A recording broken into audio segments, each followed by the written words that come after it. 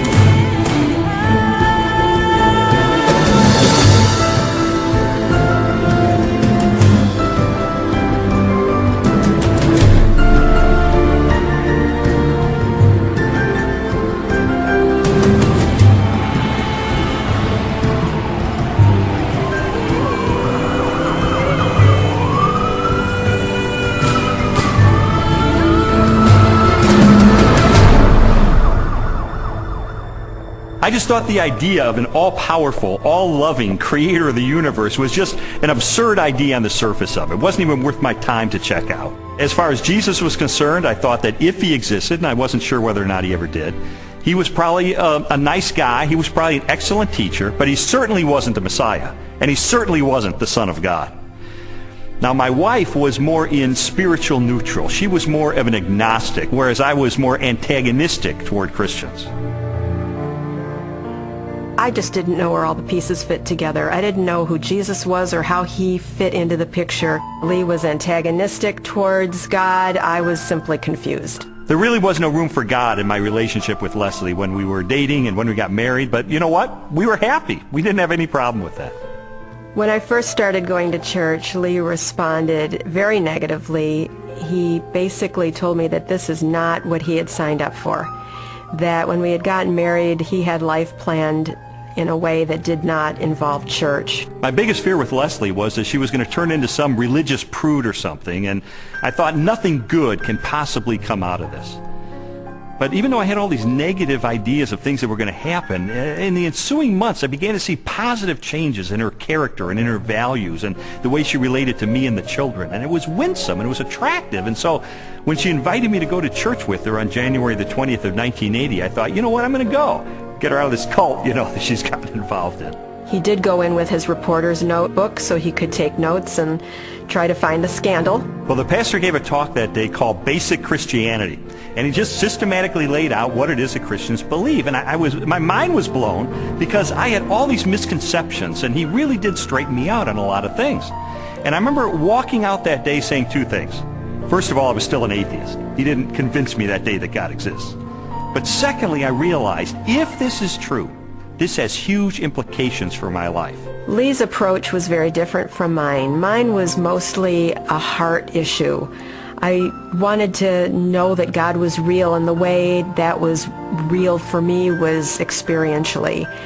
And for Lee, it was more about documentation, about being able to have facts that proved it true.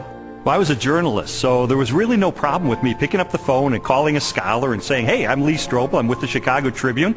I'd like some background information about the New Testament. And so I would do that, and I thought it was going to be so easy to expose the fallacious thinking behind Christianity. But as it turned out, it took me almost 2 years of my life to investigate these issues. It really was, in a sense, the most exciting story I'd ever pursued as a journalist. I think, unfortunately, because the documents, the New Testament and specifically, were written so far after Jesus' death, that it's really hard to say. I don't know if myself that was real, I was not there, but people were there at that time. So their account of things that happened back 2,000 years ago has been passed down. As an attorney, I rely on evidence. And so, you know, it would be tough to get evidence at this late date. Well, I began my investigation by looking at the gospel accounts. How did I know that the New Testament was telling me the truth when it talked about Jesus? Now, obviously, I didn't accept the New Testament as being the inspired Word of God. I certainly didn't accept it as being inerrant. But what I had to accept it as being, which it undeniably is a set of ancient historical documents. And I knew that historians had criteria that they could apply to determine whether or not these documents are trustworthy. So those are the kind of people who I pursued. I went after the heavy hitters. I went after the expert witnesses who could help me sort through these issues. J.P. Moreland, Biola University. Mark Strauss, Bethel Seminary. Craig Blomberg, Denver Seminary.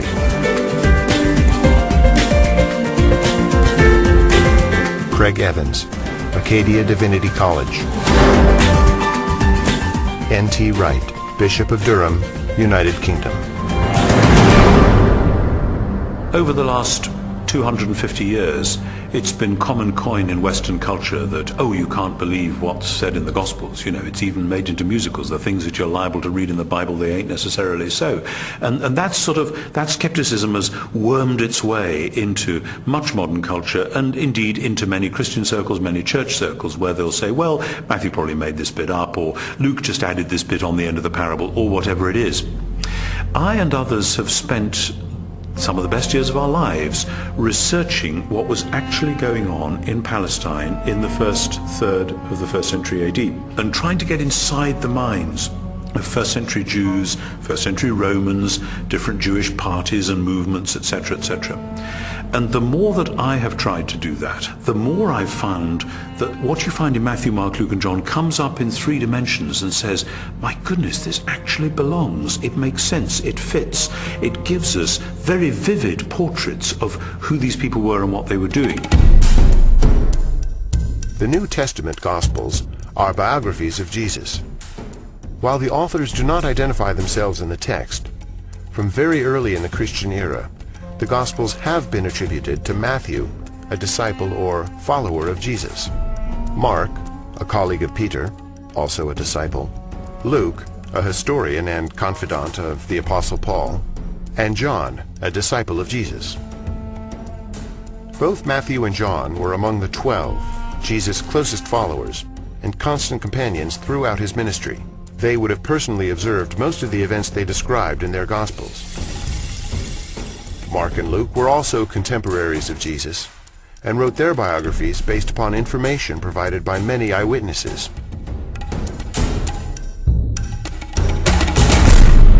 I knew from my years as a legal journalist the importance of eyewitness testimony. In fact, the first question that anybody asks is, how many eyeballs are there? How many eyewitnesses do you actually have? And I needed to determine whether or not contemporary scholars have ascertained whether or not the Gospels are rooted in eyewitness testimony. It's become evident to scholars of the 1st century that the Gospels were actually attempts to write biographies of Jesus. Now, not in the modern sense, because the Gospels are not particularly interested in his early years. But when it comes to Jesus' adult life and his activities, these are biographies. They're very clearly attempts by eyewitnesses to describe exactly what Jesus said and did, and the consensus of New Testament scholarship has moved in that direction.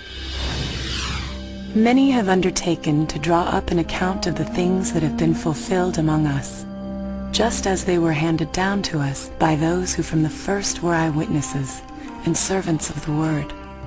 Luke chapter 1, verses 1 and 2. Luke's Gospel begins with a prologue. It's actually one of the finest Greek sections in the whole New Testament. Luke was clearly a literary artist. But in that prologue, he points out that he has carefully investigated the material that he presents in the Gospels, that he's checked with eyewitness accounts, those who are actually present. If you read that prologue and you see this is the work of a historian, this was someone who has done his research. Therefore, since I myself have carefully investigated everything from the beginning, it seemed good also to me to write an orderly account for you. Luke chapter 1, verses 3 and 4. You have to understand that people in the first century valued eyewitness testimony. And this is why, from the 2nd century on, it was important to the early church fathers that the people who were alleged to have written the Gospels actually wrote them, and that they were eyewitnesses of the things they wrote. We have actually very early attestation of the authorship of the Gospels. The early church father Papias, for example, as recorded by the church historian Eusebius, identifies Mark's Gospel as essentially the eyewitness account of Peter. Well, Papias was a disciple of the Apostle John, so we are only one generation removed from Jesus himself. That's a pretty close testimony, and strongly suggesting that, in fact, the Gospels are based on eyewitness accounts. Now, of course, it's not what you would have seen if you had a video camera there, because, after all, if you put a video camera on a street corner, even in Washington, you'd get politicians coming to and fro. You wouldn't actually have a story that would make sense. You'd have a string of random, unsorted events. That doesn't mean that none of it happened, that it's all made up. It's just to acknowledge what is blindingly obvious, that it has been edited and no doubt shaped by the needs of the community, because people tell the sort of stories that they want to tell, because this matters to us urgently here and now. Most historians date Jesus' birth between the years 7 and 4 BC, and his death no later than AD 33. Jesus' public ministry began with the choosing of his disciples and lasted approximately 3 years, culminating in the Passion Week and his trial and death. Scholars generally agree that the Gospel of Mark was written first, sometime between the years 60 and 75 in the 1st century. Matthew and Luke were probably authored shortly after, followed by the Gospel of John. The New Testament Gospels are by far our earliest and most reliable records of Jesus of Nazareth. All of the New Testament Gospels were written in the 1st century. Not only are they remarkably close to the events themselves, but in fact eyewitnesses are still around. If they were passing on untruths, if they were not passing on reliable history, then we would expect eyewitnesses to say, wait a minute, this isn't what happened. But eyewitnesses are around. Eyewitnesses could confirm what they said. All of the gospel writers either were eyewitnesses or interviewed eyewitnesses to gain the information that they gained about Jesus Christ. As I scrutinized the gospel accounts even further, I realized that it was important to find out not just whether or not the information was rooted in direct and indirect eyewitness testimony, but I needed to know, was this information reliably preserved during the time period before it was finally written down? We have to put ourselves into the ancient world without modern media, without even a print-based culture in which the only and the standard way of preserving information was through oral tradition, most of which was memorized. Young rabbis were often forbidden to comment on a passage of Scripture until they had memorized it perfectly. In fact, it was not uncommon for rabbis of Jesus' time to commit the entire Torah to memory. I've sometimes heard people say, look, I've been in a situation where I whisper something to someone, they whisper it to someone else, and it goes through 10 or 11 people, and by the time the last person tells what was said, it's totally different from what I told the first person.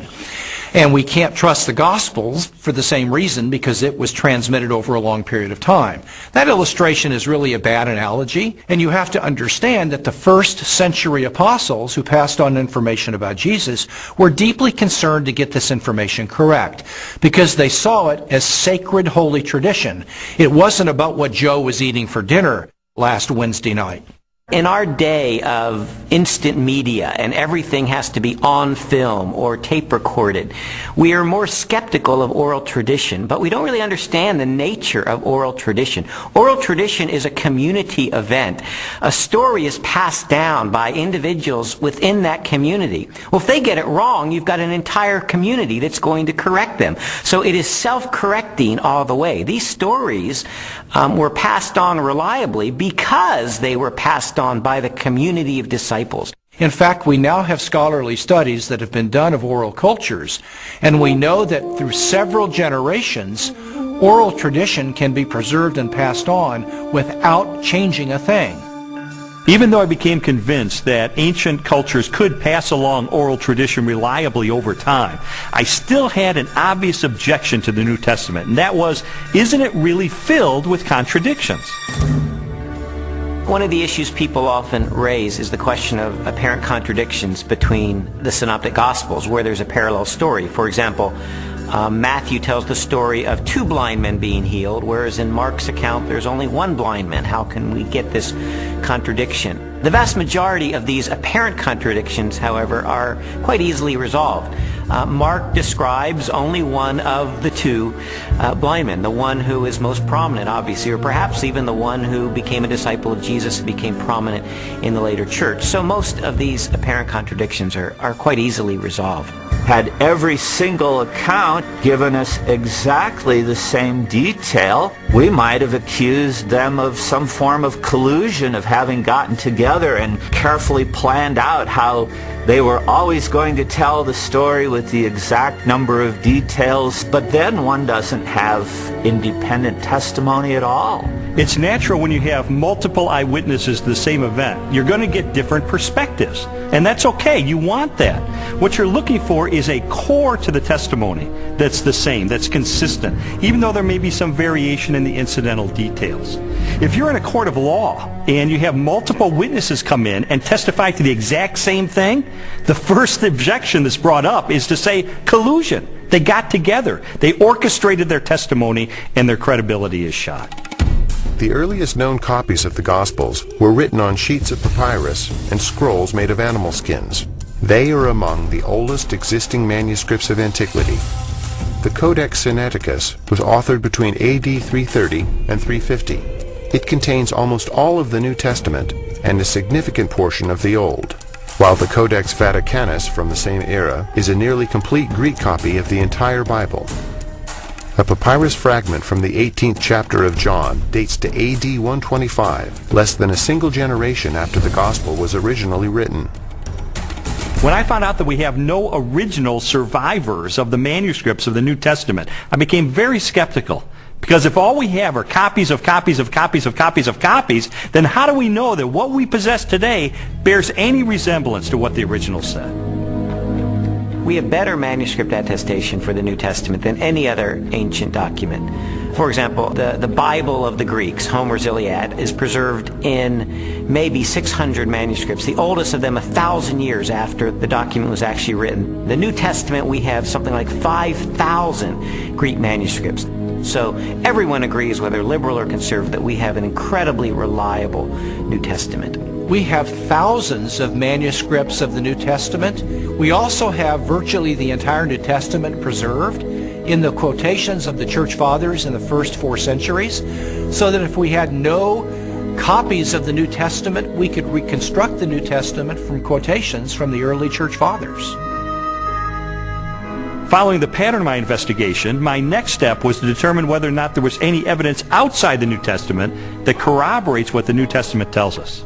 Jesus, of course, wasn't the emperor of the Roman Empire. He wasn't some autocrat that had conquered half of the world, but he did leave an impact in his own environment and created a movement that grew from there. And there is a remarkable amount of documents and corroboration. Josephus refers to him.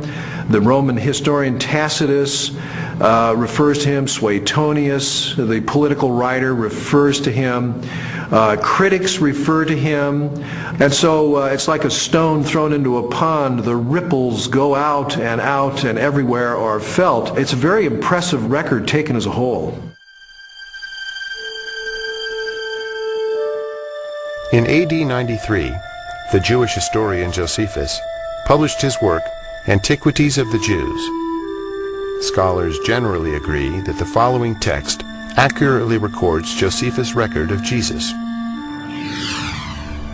Now there was about this time Jesus, a wise man, for he was a doer of wonderful works, a teacher of such men as received the truth with pleasure of the Gentiles.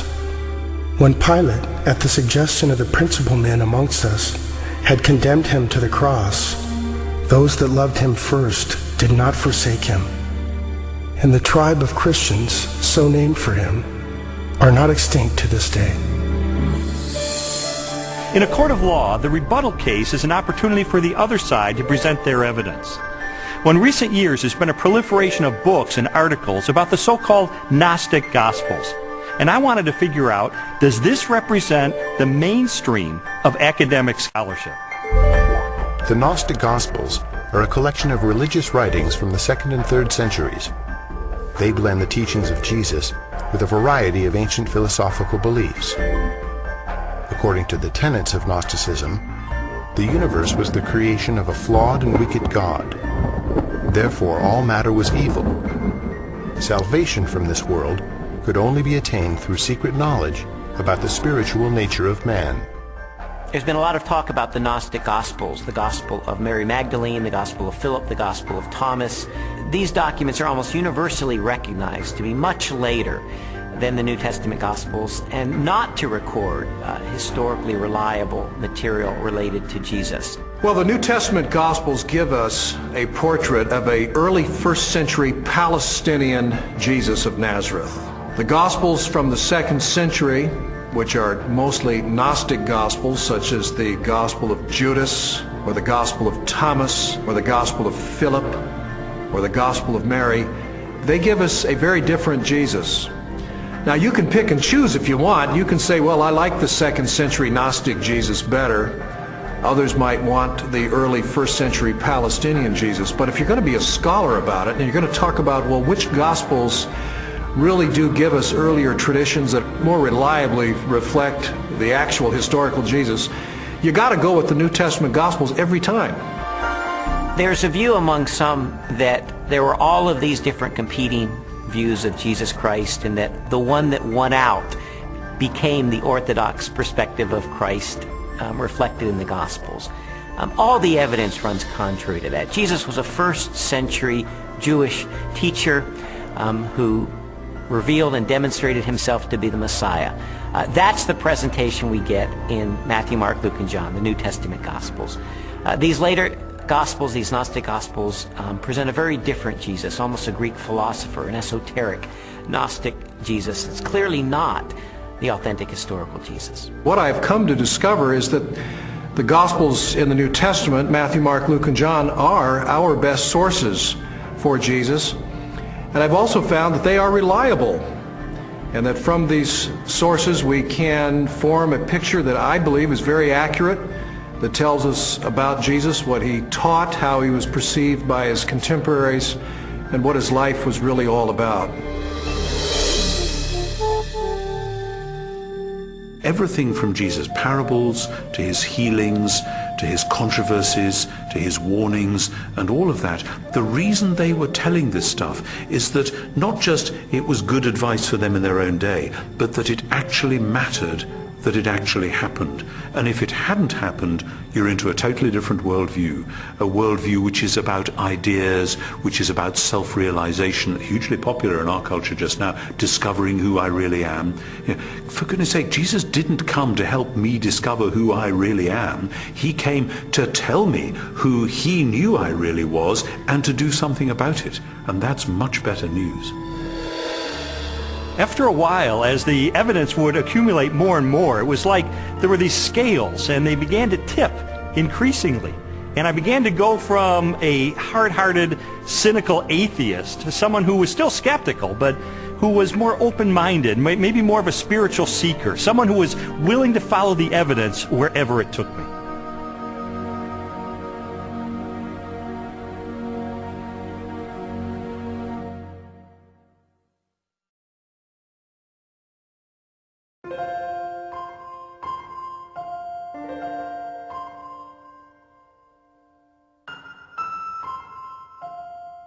This whole time I was on this investigative journey, Leslie and her friends behind the scenes were praying because they knew that I was checking into the evidence. I was looking into these issues for myself, and they just wanted me to be open-minded about the evidence that I found.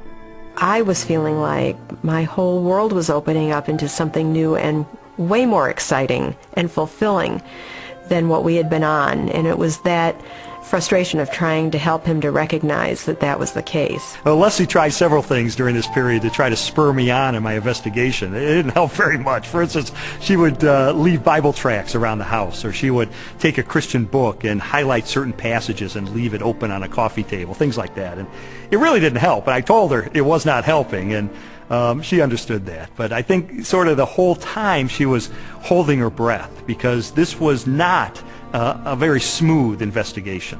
He would take 2 steps forward, 3 steps back. Sometimes it looked like he was really getting it, and other times he would just turn into an angry, frustrated person again. And so it was a very frustrating time for both of us.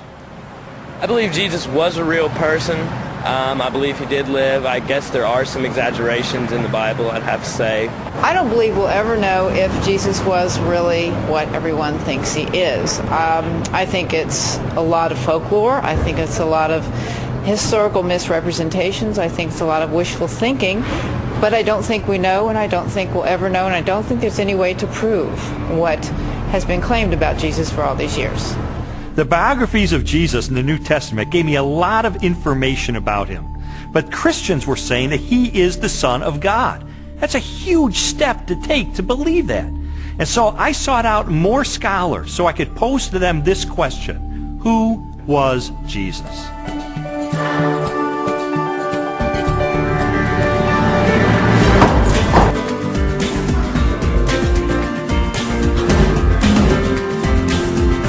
Michael Rydelnik, Moody Bible Institute.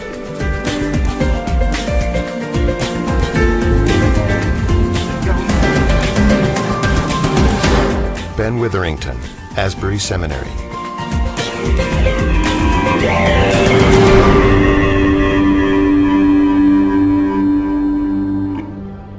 Now, this is one of the things I love about Jesus, and it says something to us. His identity is complex. He can't be pigeonholed. He fits no one formula. There's a lot of aspects to who he is. But always, he presents himself as a challenge to the status quo, to preconditioned thinking about what Son of God, what Messiah must be. He's carving out his own niche. He's doing his own thing like a great and creative artist.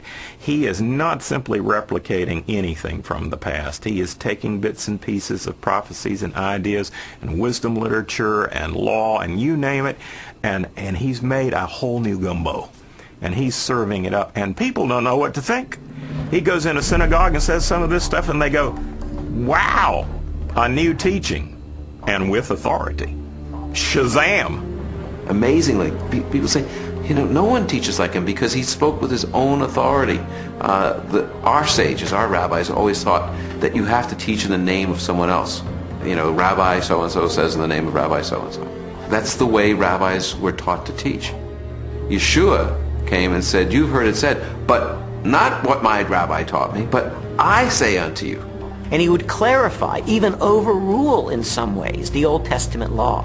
Well, this law was given by God himself, for Jesus to say, I am the authoritative interpreter of the law. I am the one who has come to fulfill the law. That's an extraordinary claim, a claim to essentially the authority of God. The Spirit of the Sovereign Lord is on me, because the Lord has anointed me to preach good news to the poor. He has sent me to bind up the brokenhearted, to proclaim freedom to the captives. Isaiah 61:1. It's interesting because when Yeshua went into the synagogue, that was the passage he read. And he says, this day, this verse is fulfilled in your hearing. And basically he's saying, I'm the servant that's described here. I'm the one who fulfills this. Philip comes to Jesus and asks him to show us the Father, and Jesus says, the one who has seen me has seen the Father. Jesus clearly presents himself as the self-revelation of God. Those who meet Jesus are, in fact, meeting God. When Jesus is brought before Caiaphas, the high priest, and some of the Sanhedrin members that have gathered the evening that Jesus is arrested, they're trying to find incriminating evidence, they're trying to find incriminating testimony, and they're not doing real well. And finally, the high priest asked Jesus directly, tell us plainly, are you the Messiah, the Son of God? And Jesus says, I am. And you will see the Son of Man seated at the right hand, coming with the clouds of heaven. And there Jesus has combined phrases from Daniel 7 and Psalm 110. Jesus sees himself as this heavenly figure. More than 80 times in the New Testament Gospels, Jesus is identified as the Son of Man. While the human connotations of the phrase are obvious, a broader interpretation is found in an Old Testament scripture written by the Jewish prophet Daniel. In my vision at night I looked, and there before me was one like a son of man, coming with the clouds of heaven. He approached the Ancient of Days and was led into his presence. 7:13. Many Christians and non-Christians alike hear the phrase Son of Man, they think Son of God refers to his deity and Son of Man refers to his humanity. That's in part true, but in fact Son of Man has a much greater significance than that as well. The title Son of Man, Jesus draws that title from Daniel chapter 7, where a glorious messianic figure comes before the Ancient of Days, a reference to God, and he is given all glory and power and majesty. That portrait of this glorious Messiah is the one that Jesus identifies himself with. He is the Son of Man. So Son of Man doesn't just mean a human being. His dominion is an everlasting dominion that will not pass away, and his kingdom is one that will never be destroyed. Daniel 7:14. Actually, the phrase Son of Man refers to his humanness and his more than humanness. Because no human being can rule forever unless he's a forever person in some kind of way. In addition to the claims that Jesus makes about himself in the New Testament, there are also reports that he performed the miraculous, that he walked on water and healed the sick and turned water into wine and raised the dead and did exorcisms. And so I had to know, is there evidence that these miracles are a result of his divine nature? Jesus' contemporaries, that is, people who liked him, people who were indifferent, neutral, and people who opposed him, all acknowledged he did extraordinary things. Now, of course, the people who liked Jesus and believed in him and followed him said Jesus did these powerful works because of the Spirit of God. People who opposed him would say, well, I admit he does these amazing things, but it's because the devil is helping him. The Talmud actually speaks of some of these things. In some of the passages that deal with Yeshua, it has him as a magician. And why do they describe him as a magician? It's not flattering. There's a historical recognition here that when Yeshua came, he did miracles, just as Isaiah 35 indicates in the Messianic age. When the Messiah comes, he'll be able to make the blind see and the lame walk. The New Testament Gospels record at least 40 separate miracles performed by Jesus during the course of his ministry. They include healings, exorcisms, mastery over nature, and even raising of the dead. Christian theology has always held that these miracles are part of a total picture that displays the attributes of God himself: unlimited power, total knowledge, ever-present, unchanging, eternal. There's no question that the biographies of Jesus describe him as a worker of mighty deeds.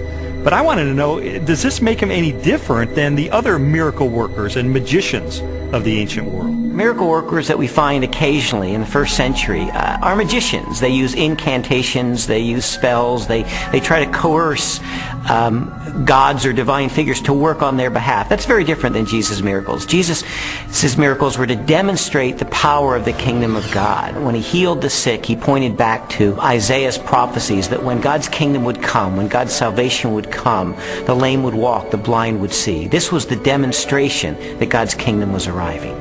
He's an exorcist. You don't find any of those in the Old Testament. People were not looking for messianic exorcists. He carves out his own niche. He reveals his identity in his own way. It becomes clear that he is somebody who can take on the powers of darkness himself and win. What kind of person is that? And he doesn't have to use recipes and formulas like other ancient exorcists. He can just call the demon by name and that boy's out of there. One of the most astonishing things that Jesus did was when he claimed to forgive sins. In Mark's Gospel, chapter 2, a man is brought to him, a paralyzed man, and the crowds around him are expecting Jesus to heal him. But instead, the first thing Jesus said is, "Your sins are forgiven." Only God forgives sins. Now, some might say, well, Jesus may have been forgiving sins on behalf of God. But in fact, that's not the way his listeners understood him, because immediately the religious leaders responded to that. Who is this that forgives sins? Only God forgives sins, they claim. But Jesus claims the ability to forgive sins. And that to confirm that he has that authority, he then heals the man.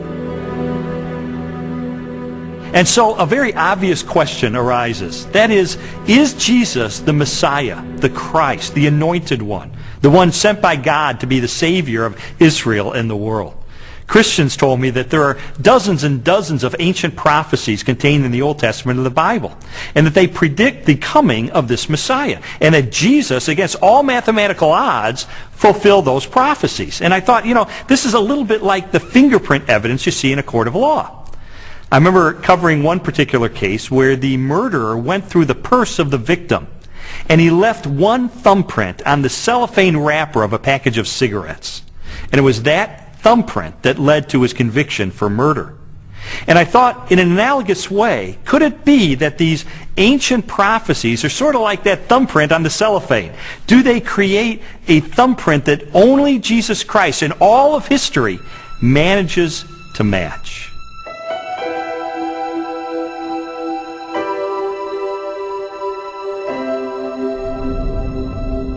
This is Yeshayahu 53:6, or Isaiah 53:6.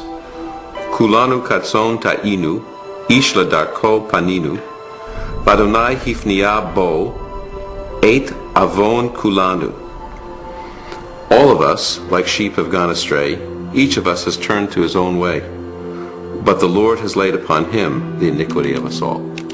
I had a friend who wrote this out on a piece of paper. He typed it up on his computer without any verse notations. And he took it around to everyone in his office. He worked in a big office for a motor vehicle bureau in one of the big states in our country. And he showed it to everyone in the motor vehicle bureau and in the state capitol. And he said, just tell me who this is and where it comes from. And every single person that looked at it, Jew or Gentile alike, it didn't matter. Everyone that looked at it read it, and he said, who is this? They said, oh, it's obviously Jesus of Nazareth. That's who it is. And it's from the New Testament. And then my friend would say, but no, it's not from the New Testament. It's from the Hebrew Bible. It was written 8 centuries before Jesus came. Can you believe this? And he showed it to them from Isaiah. And people really had a hard time, because if you read this passage without any kind of presuppositions or bias, you will read it, and it will be really clear that this is the life of Yeshua. Now, could he have fabricated this, or is this just a big coincidence? In the Old Testament, we really have two kinds of prophecies. We have prophecies that are fulfilled uniquely in Christ, and prophecies that are fulfilled typologically in Christ. And I do think we need to distinguish between the two. Those that are fulfilled uniquely in Christ were once and for all fulfilled by Jesus. And those are the ones that we can really point to have apologetic value. That is, to demonstrate that Jesus was the only person who could have possibly fulfilled this. His birth in Bethlehem is one of those prophecies. His role as the suffering servant of Isaiah 53 is one of those prophecies. His entrance into Jerusalem on a donkey from Zechariah chapter 9. These are clear evidence that Jesus is fulfilling the Old Testament. The most amazing part of Isaiah's prophecies is in Isaiah 9, when it speaks about the son of David coming to be the king, to sit on the throne of David and have an eternal righteous kingdom. And everyone knows it from Handel's Messiah. Unto us a son is born, unto us a child is given. And the idea of this verse is that the Messiah will actually be born, physically born. And then it says, and his name shall be called Wonderful Counselor, Mighty God, Father of Eternity. In other words, he's the creator, the author of time. Some skeptics have said that Jesus could have engineered the fulfillment of these prophecies. Of course, Jesus could not have determined where he was going to be born, so to be born in Bethlehem, obviously he could not have engineered that. Also, as the suffering servant, it would have been difficult for him to engineer such a specific fulfillment of Isaiah 53. But on the other hand, the fact that Jesus performed certain actions that in fact fulfilled prophecies only demonstrates that he was indeed the Messiah. Anyone who enters Jerusalem riding on a donkey, in obvious fulfillment of Zechariah 9:9, is saying, yes, I am the Messiah. So we certainly have a glimpse in that fulfilled prophecy of the self-consciousness of Jesus, that he truly believed that he was the Messiah. Scholars have determined that Jesus fulfilled at least 4 dozen major prophecies, each written a minimum of 3 centuries before his birth.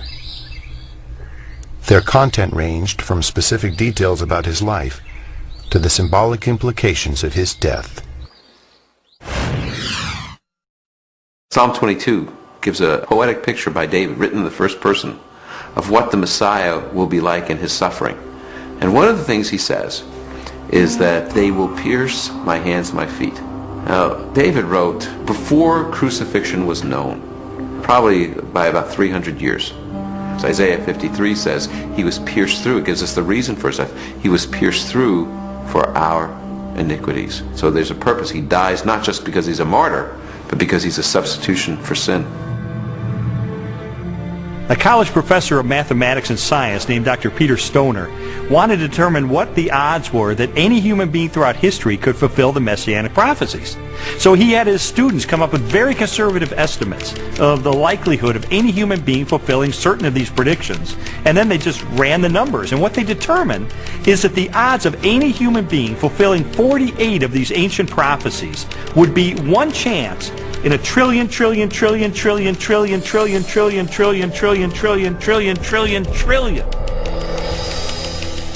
It is mathematically virtually impossible. To me, just as significant as all of those unique prophecies that were fulfilled in Christ is the complete drama of the Old Testament. The fact that the Old Testament is the story, the narrative of God's redemptive movement, his movement to deliver and save humanity. And Jesus is the climax of that movement. He is the climax of salvation history, the one who brings it off to fulfillment. You read the Old Testament, it's building. Jesus arrives on the scene and he is the fulfillment. And he recognizes himself clearly as the climax of God's plan of salvation for all humanity. This whole case was sort of like one of those jigsaw puzzles where you don't know what the ultimate picture is going to be.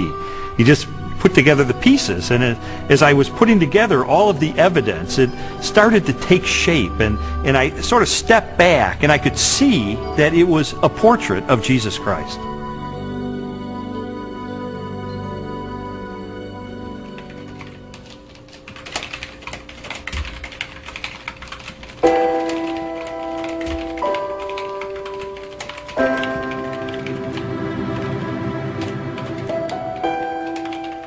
This was not just an intellectual journey. There was a very real emotional component to this, because I would find things along the way that would challenge me and my worldview on a very deep level. And I would recoil from it, and I wouldn't want to believe it. And I mean, there were so many reasons why I didn't want there to be a God, because I did not want to be held accountable for my life. I didn't know at the time why Lee was so angry. I thought it was just being stubborn. He says, after coming through it, that it was conviction. It seemed that the more Leslie's values were changing and her character was being transformed and the way she related to me and the children was changing, it would highlight the contrast with my life. I was feeling fearful and angry as well that he was being affected by it in the way that he was. I mean, the truth is, I felt like I was losing Leslie. She was being pulled away from me into this Christian subculture. I didn't fit in there. I'm the atheist. I'm the skeptic. And yet I felt like she was being pulled away, and I loved her. I didn't want to lose her. And it got to the point where I was so angry over the whole thing. One day I just reared back and I kicked a hole in our living room wall, just out of rage over the situation. It was a very ugly scene right in front of Leslie, right in front of our little girl. They were crying, and I just I didn't want to lose her.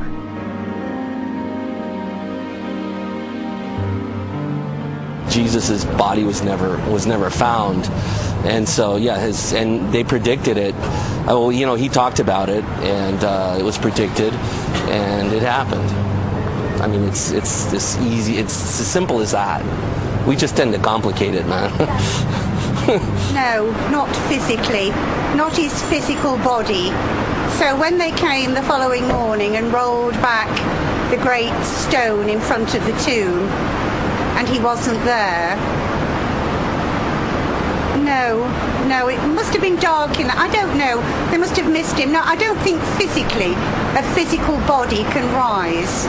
I don't think that he was yanked out of that, or physically walked down the street and met with him. It just doesn't make any sense to me. For more than a year, I'd investigated the historical record for the reliability of the New Testament. I'd looked at the identity of Jesus.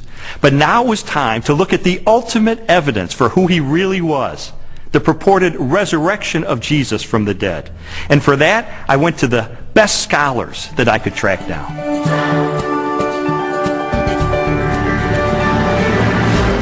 William Lane Craig, Biola University. Gary Habermas, Liberty University.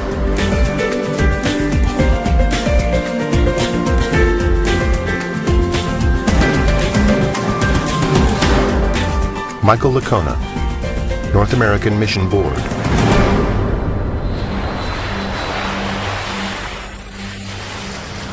You see, while Jesus was on earth, he made some really radical claims. He claimed to be the uniquely divine servant of God, and he claimed that the only way that we could get to God would be through him.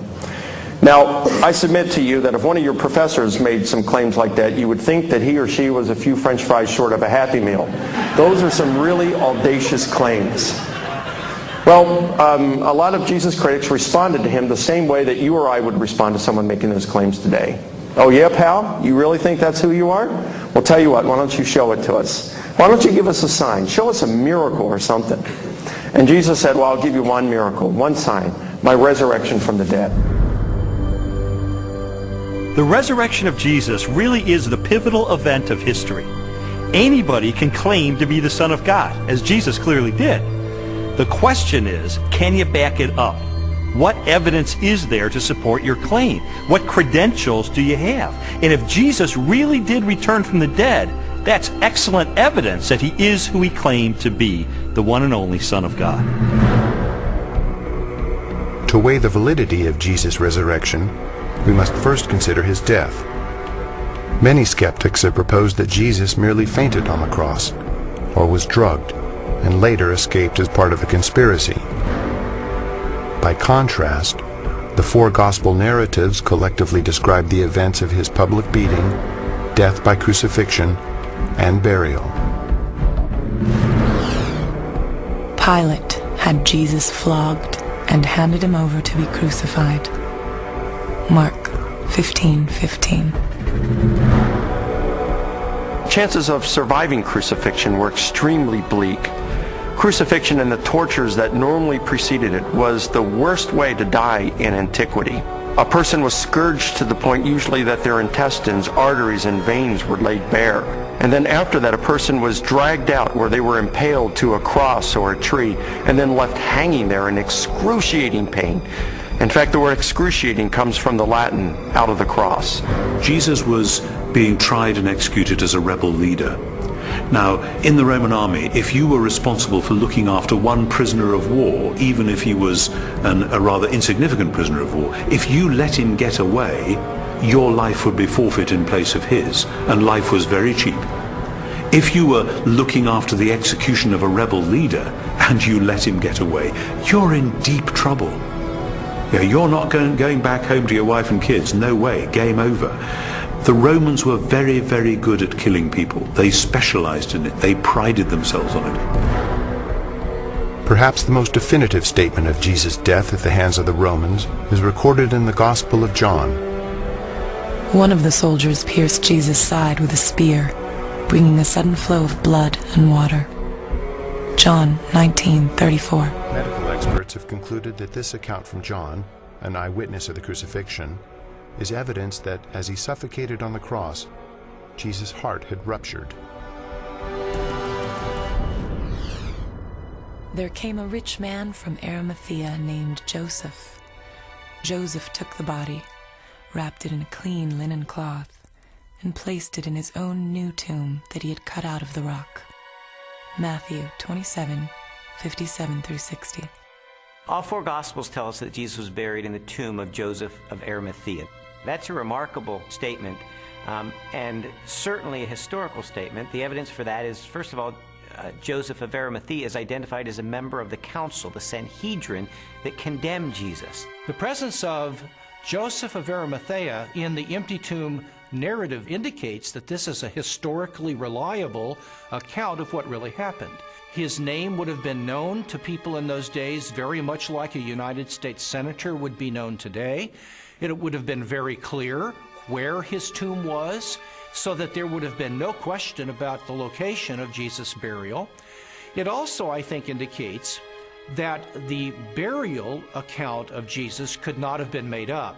It is highly unusual to find that the person who alone has the courage to go to Pilate and give Jesus an honorable burial is not members of his family, faithful disciples who followed him to the end. Instead, it is a member of the Jewish Sanhedrin, the very high court, all of whom, Mark says, had condemned Jesus of Nazareth to the cross.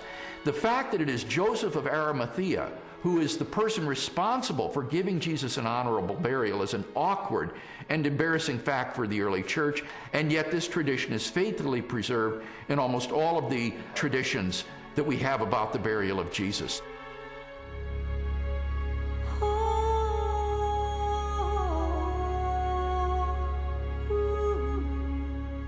If Jesus really was killed by the Romans, if his body really was buried in the tomb of Joseph of Arimathea, then the next focus of my investigation became obvious. On the first Sunday after the crucifixion, was the tomb of Jesus Christ really empty? On the first day of the week, very early in the morning, the women took the spices they had prepared and went to the tomb. Luke 24:1.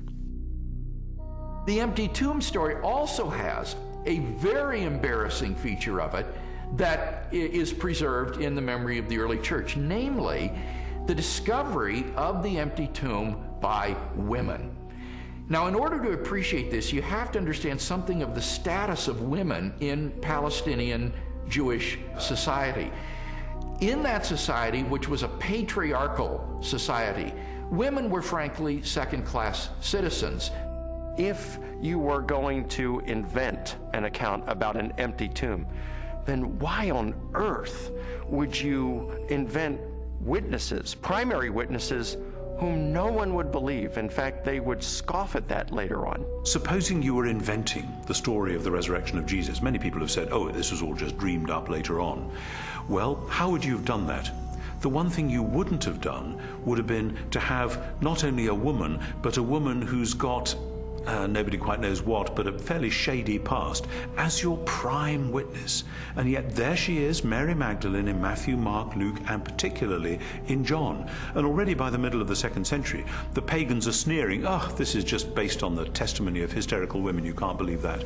But the early Christians stuck to their story, they stuck to their guns, they stuck to the women. They said this is how it was.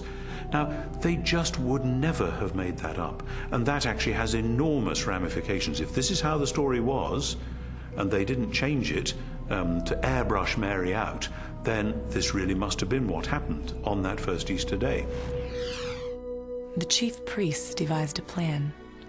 They gave the soldiers a large sum of money, telling them, "You are to say, his disciples came during the night and stole him away while we were asleep." Matthew 28:12 and 13. Matthew reports that the Jewish authorities were claiming that the disciples of Jesus had stolen his corpse. And this is verified by Justin and Tertullian a little bit later on, saying that the Jewish leaders were still saying the same thing in their day. Now here's the question. If the body is still in the tomb, why are you saying that the disciples had stolen it? Well, if you think about that, the claim that the body was stolen confirms that Jesus' enemies acknowledged that the tomb was empty. If you've got a stolen body, you must have an empty tomb.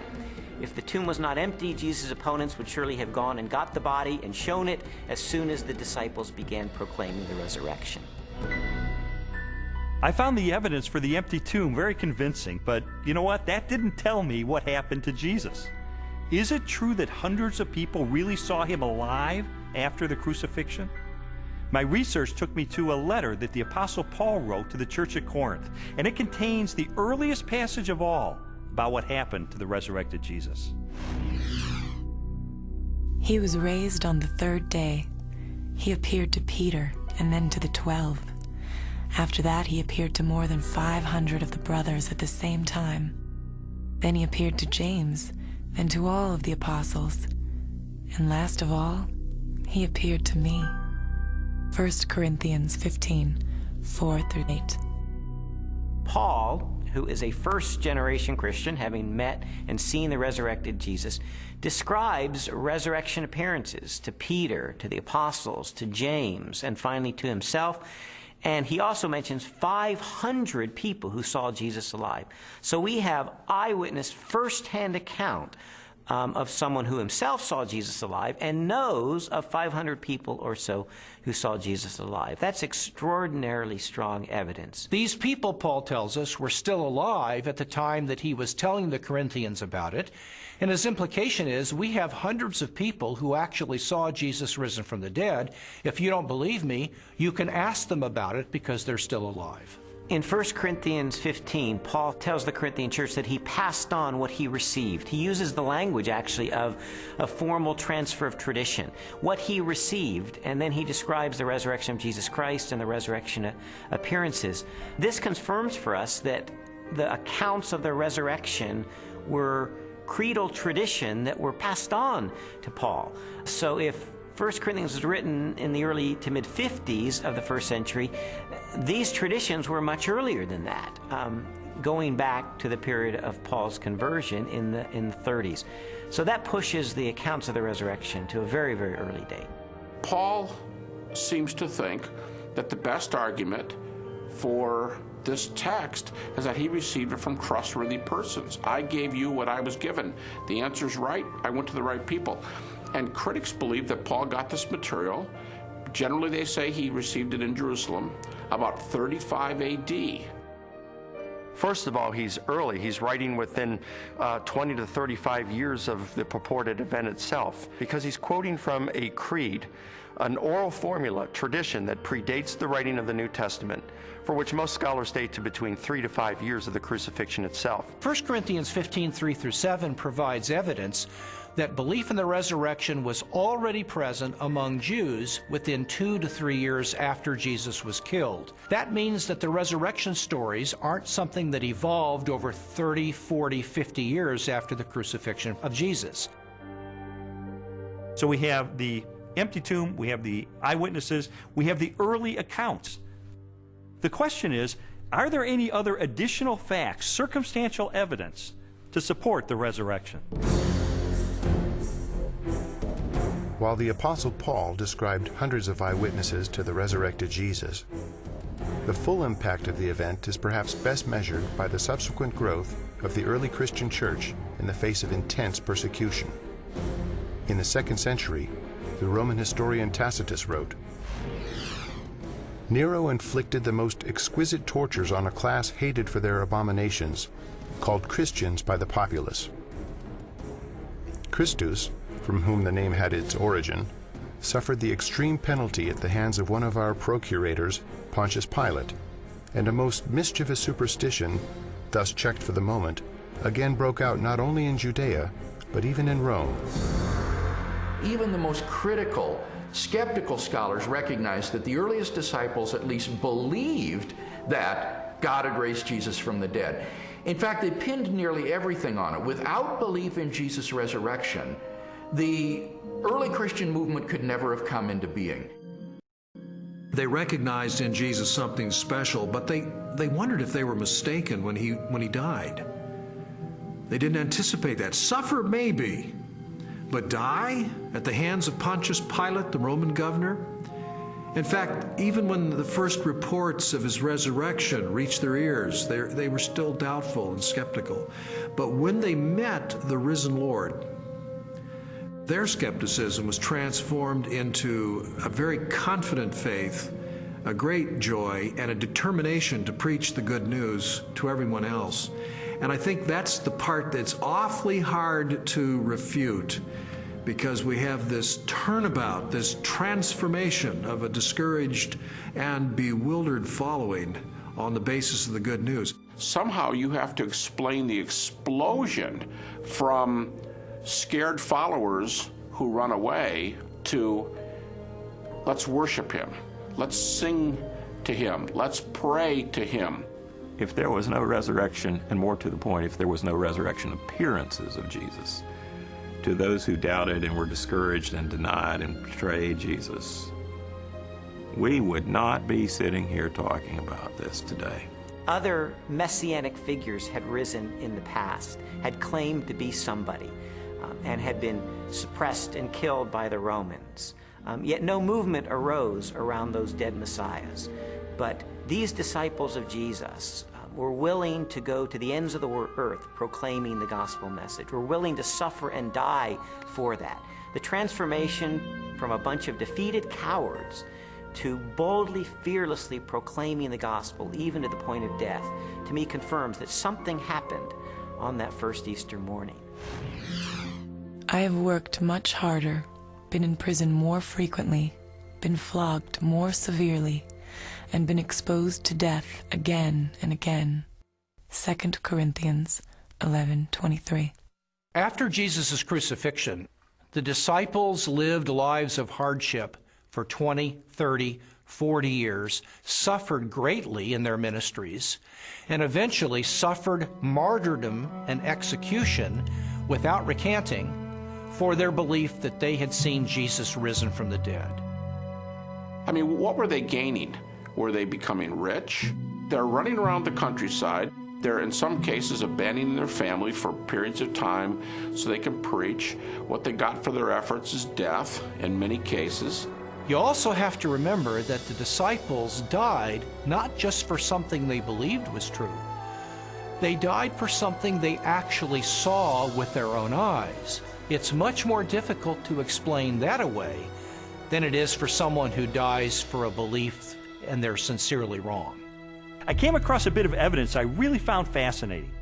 James was a half-brother of Jesus, and he was not a believer in Jesus during Jesus' lifetime, but he later died the death of a martyr as a leader of the local church. In a similar way, Saul of Tarsus was a persecutor of Christians, and yet he later becomes the Apostle Paul, this incredible missionary. So I had to ask myself, what led to this radical transformation of these skeptics? Sometimes people will come to believe something they wish to be true. If you believe hard enough that a person is loving and kind, you can talk yourself into believing that, even though the person is not loving and kind.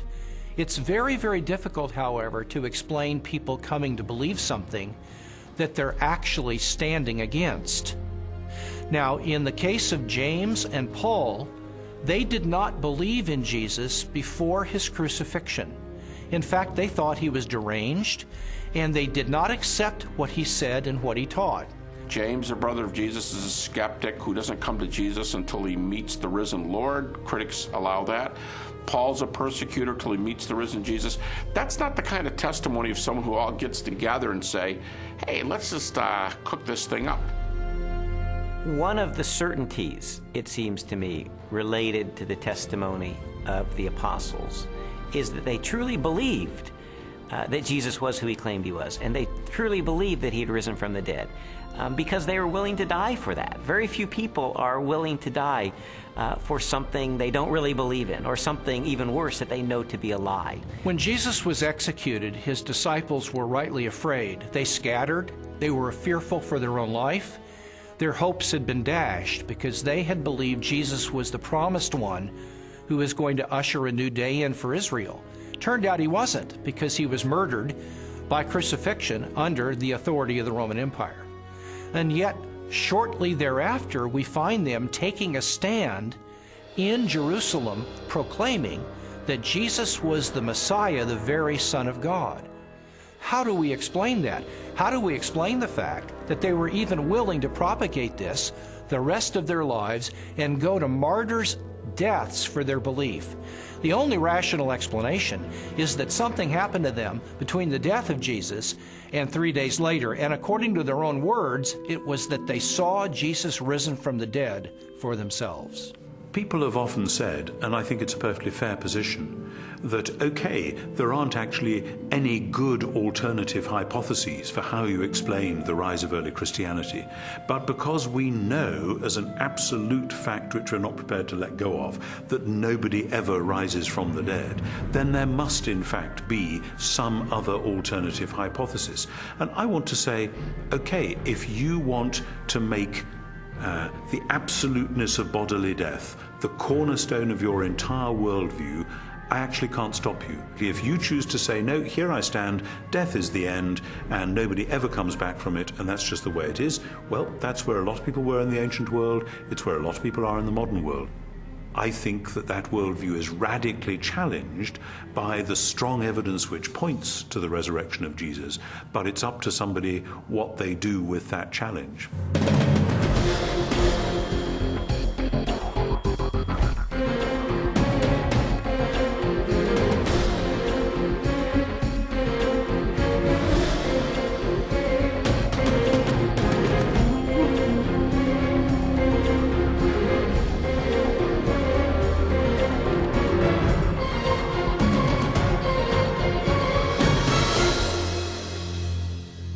The evidence accumulated over time until November the 8th of 1981, which is sort of when I reached a critical mass. I remember going alone in my room, and I took a yellow legal pad and put a line down the middle, and on one side I started to list all of the evidence I had encountered for Jesus Christ being the Son of God, and on the other side all the negative evidence against that. And I wrote and I wrote page after page, and finally I put my pen down and I said, wait a minute. In light of this avalanche of evidence pointing toward the truth of Christianity, it would require more faith for me to maintain my atheism than to become a follower of Jesus Christ. And so that's the moment that I decided, consistent with the evidence, the most logical, the most rational step I could take was a step of faith in the same direction the evidence was pointing, and put my trust in Jesus. And after I did that, I thought, you know, maybe Leslie would like to hear about this. I thought it was too good to be true. My heart was pounding. I was in tears. I was so excited. I just threw my arms around him and kissed him and hugged him and told him how I'd been praying and how lots of people had been praying that this day would come. She threw her arms around me and she said, "You hard-hearted son of a Baptist," she said, "I've been telling you this for 2 years. I mean, come on." And that began a transformational process for me, where over time my philosophy and my attitudes, relationships, parenting, worldview, all of that began to change over time for good, really for good. When Lee became a Christian, his whole life started to change, to the extent that our 5-year-old daughter, who also saw those changes, went to her Sunday school teacher and told her that she wanted Jesus to do in her life what he had done in her daddy's life. Jesus said, "You shall know the truth, and the truth will set you free." And you know, that's my story.